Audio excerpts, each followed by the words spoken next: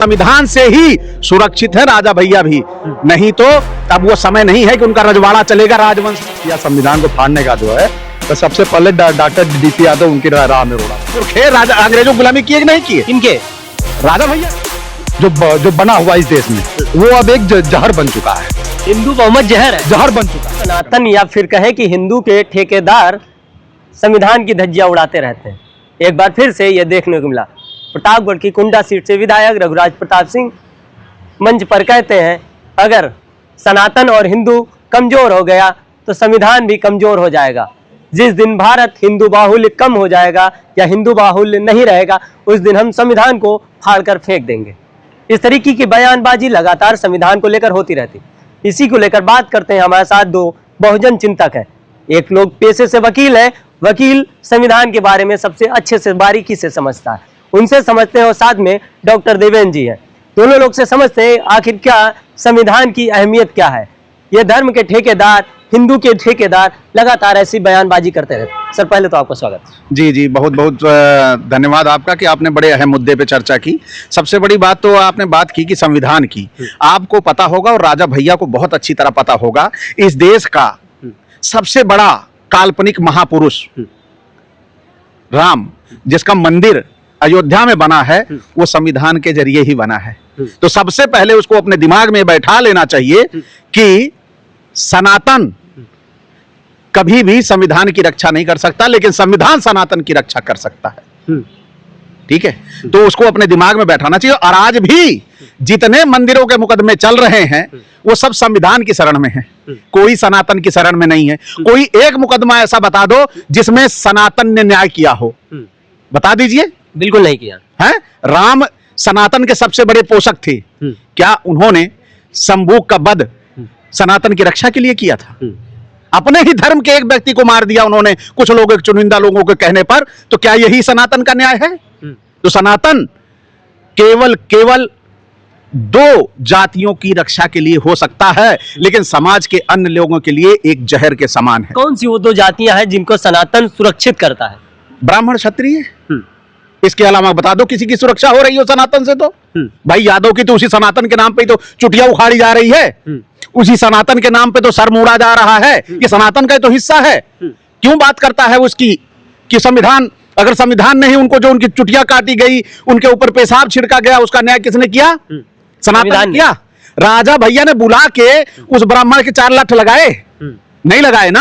तो आज सनातन की बात क्यों कर रहा है? संविधान रक्षा कर रहा है, और संविधान से ही सुरक्षित है राजा भैया भी, नहीं तो अब वो समय नहीं है कि उनका रजवाड़ा चलेगा, राजवंश चलेगा। अब चलेगा तो संविधान चलेगा, राजा भैया कुछ नहीं है संविधान के। बड़ी बात कह रहे हैं कि संविधान से ही सुरक्षित है रघुराज प्रताप। बिल्कुल, संविधान से ही सुरक्षित हैं, वरना कहां सुरक्षित रह पाते वो? भाई संविधान के जरिए तो विधायक बने, है ना? नहीं, अब संविधान ना होता तो आप बताइए क्या दशा होती? अंग्रेजों की गुलामी कर रहे थे कि नहीं कर रहे थे? इनके पुरखे राजा अंग्रेजों गुलामी किए कि नहीं किए? इनके राजा भैया के, उनके पुरखे गुलामी कर रहे थे कि भगा पाए अंग्रेजों को? नहीं भगा पाए ना। आरोप लगा रहे हैं आप। आरोप नहीं है भैया। आप जानते हो आजादी के पहले कौन राज कर रहा था देश पे? रजवाड़े राज कर रहे थे, अंग्रेज राज कर रहे थे ना। ये आरोप नहीं है, ये यूनिवर्सल ट्रूथ है ना। और यूनिवर्सल ट्रूथ बदल नहीं सकता। तो अगर उनमें दम होता सनातन की रक्षा करने का, तो अंग्रेजों को से लड़ के भगा दिए होते, उनके पूर्वज ही, राजा भैया की जरूरत न होती। तो ये केवल अपने आप को लाइमलाइट में, चर्चा में रखने का एक भाषण हो सकता है, बाकी संविधान के आगे कुछ नहीं है, वो खुद जानते हैं। अच्छा, ऐसा क्यों होता कि कुछ धर्म के ठेकेदार या कहे हिंदू के ठेकेदार अक्सर संविधान को क्यों टारगेट क्यों करते? इसके पीछे की वजह क्या मंशा है? देखिए, धर्म के नाम पर लोगों को बड़ी आसानी से बेवकूफ बनाया जा सकता है। धर्म एक ऐसा मुद्दा है जिसमें इस चाशनी में जितने लोग लिपटे होते हैं, किसी की औकातें नहीं है कि वो अपने धर्म से बाहर निकल ले। तो उनको सबसे सरल उपाय लगता है, उनको ये नहीं लगता कि जो उनके क्षेत्र में गरीब दुखी हैं उनको न्याय दे लें, उनके जीवन स्तर को अच्छा करके अपने साथ ले आए ना। ये सब करने की कोई जरूरत नहीं है। आप पैसा क्यों खर्चा करोगे? सबसे बढ़िया धर्म है, धर्म के नाम पे भड़का दो भावनाएं, जो जनता तुम्हारे साथ। भेड़ देखी है ना, एक भेड़ जो आगे चलती है, वैसे ही ये भी है। नेता नगरी की जो भेड़ें चलती हैं वो अगल बगल नहीं देखती, वो सीधा पीछे पीछे लगती हैं और नेता के पीछे हो गई, नेता हीरो बन गया और जनता फिर वही बेवकूफ गधे की तरह टहल रही है। लौटते हैं आपके पास डॉक्टर साहब, आप अच्छा लिखते भी हैं और सामाजिक कार्यकर्ता हैं, कैसे देखते हैं कि लगातार संविधान की धज्जियां उड़ाई जाती हैं और यहाँ तक कह दिया जाता है कि सनातन से ही संविधान सुरक्षित है? देखिए, पहले तो ये समझना चाहिए कि सनातन है क्या जो है। जब आप अचल जी से बात कर रहे थे तो मैं उसी को जो देख रहा था। सनातन है क्या जो है मैं बताता हूँ। अनादि अनंत व सर्वव्यापी चेतना जो मनुष्य के द्वारा स्व चैतन्य यानी कि सेल्फ कॉन्शियसनेस, ये हिंदू की कोई वो नहीं है जो है, ये स्व चेतना है जो है। सनातन स्व चेतना है जो कि अनंत है जो है, जिसका कोई अंत नहीं हो सकता है। ये इसका किसी धर्म से किसी से कोई अर्थ नहीं है जो है। तो सुरक्षित किससे? सनातन से संविधान सुरक्षित है या संविधान से सनातन सुरक्षित है? देखिए, अगर संविधान जो है नहीं है ना तो सनातन भी सुरक्षित नहीं है। बता दूं, एक शब्द में बता दूं जो है, और जिन्होंने ये कहा है जो है, इसी संविधान ने उनकी पत्नी को जो है सारे अधिकार जो दिए हुए हैं। इनकी पत्नी को सारे अधिकार दिए हुए हैं। क्या ये अपनी पत्नी को अधिकार नहीं देना चाहते? क्या ये उसी परंपरा पर लौटना चाहते हैं जिसमें कहा गया है नारी स्वभाव सत्य सब कहीं अवगुण आठ सदाउर रही? या इसमें यही कहा गया है भ्राता पिता पुत्र उर्गारी पुरुष मनोहर निरखत नारी हुई सकल सक मन ही नरो की रवि द्रव कहीं रवही बिलो की? क्या ये उसी परंपरा पर लौटना चाहते हैं राजा भैया जो है? ये सवाल उनसे पूछना चाहिए जो है। जिसने संविधान की रचना की, संविधान शिल्पी बाबा साहब डॉक्टर भीमराव अम्बेडकर, उन्होंने एक किताब लिखी थी हिंदू कोड बिल। उसमें महिलाओं को सारे अधिकार जो दिए हुए हैं जो है, और उसी हिंदू को कोड बिल का विरोध इन्हीं के महिलाओं ने किया था, जो सवर्ण जात की महिलाओं ने किया था। हमारे जो श्यामा प्रसाद मुखर्जी थे जो है, उनकी सास रेणु मुखर्जी सबसे आगे खड़ी थी जो है, और पीछे जो है छत्री बैस और सूत की महिलाएं जो खड़ी थी जो है। तो अब राजा भैया से पूछा जाए कि क्या ये पुरानी व्यवस्था पे लौटना चाहते हैं सनातन के माध्यम से, या संविधान के भरोसे वो अपना जीवन में? और एक चीज मैं राजा भैया को बता दूं कि अगर राजा भैया ने प्रयास भी किया संविधान को फाड़ने का जो है, तो सबसे पहले डॉक्टर डीपी यादव उनकी राह में रोड़ा बनेंगे जो है।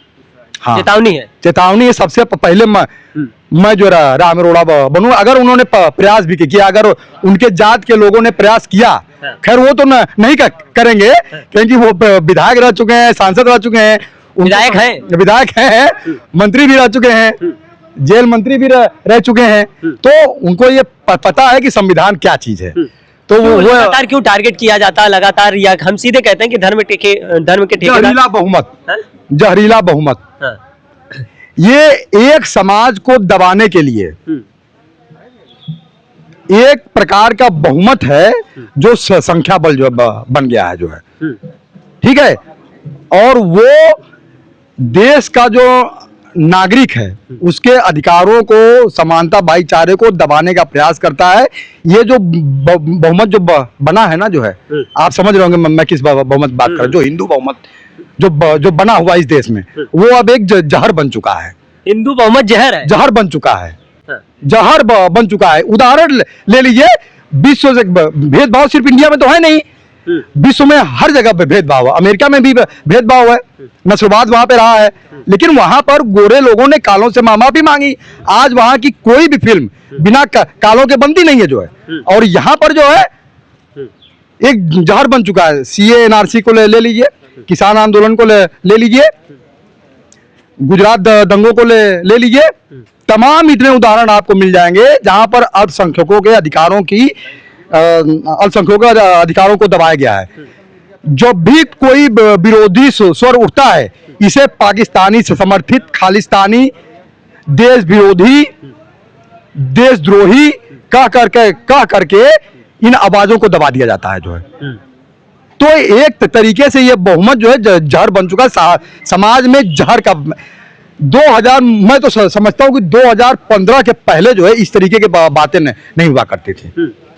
जब से ये सरकार बनी है आरएसएस और बीजेपी की, जब से धर्म और सत्ता का गठजोड़ हुआ है जो है, तब से समस्या बढ़ गई है जो है। बढ़ गई। हाँ। देखिए सवाल सीधा सा था कि रघुराज प्रताप सिंह ने एक बार फिर से संविधान पर एक तरीके से आरोप लगाकर या सवाल खड़े कर चर्चा का केंद्र बन गए हैं। लोगों का मानना है ये एक जहरीला जहर है, संविधान से ही वो विधायक बनते हैं, संविधान से ही सारे अधिकार मिलते हैं। लेकिन रघुराज प्रताप सिंह उर्फ राजा भैया का मानना है कि अगर सनातन सुरक्षित है तभी संविधान सुरक्षित है। अब शायद उनको जानकारी नहीं होगी या फिर कहीं खोए हुए होंगे। आगे मैं कुछ नहीं कहना चाहूंगा, जिन शब्दों का उपयोग किया जाता है मैं नहीं करूंगा, लेकिन एक तरीके से डॉक्टर देवेंद्र सिंह और एडवोकेट अचल सिद्धार्थ ने बात कही है वो कहीं ना कहीं एकदम सटीक बैठती है। रघुराज प्रताप सिंह को इस पर ध्यान देना चाहिए और इस तरीके की बयानबाजी पर बिल्कुल नहीं करनी चाहिए। फिलहाल आप सभी का क्या मानना है, क्या सनातन से संविधान सुरक्षित है या संविधान से ही सनातन सुरक्षित है? क्योंकि जो राम की बात की जाती है, राम मंदिर भी संविधान के आदेश से बनता है, लेकिन सुरक्षित सनातन से संविधान है। फिलहाल मिलते हैं किसी अन्य वीडियो में अन्य मुद्दे के साथ, तब तक के लिए नमस्कार।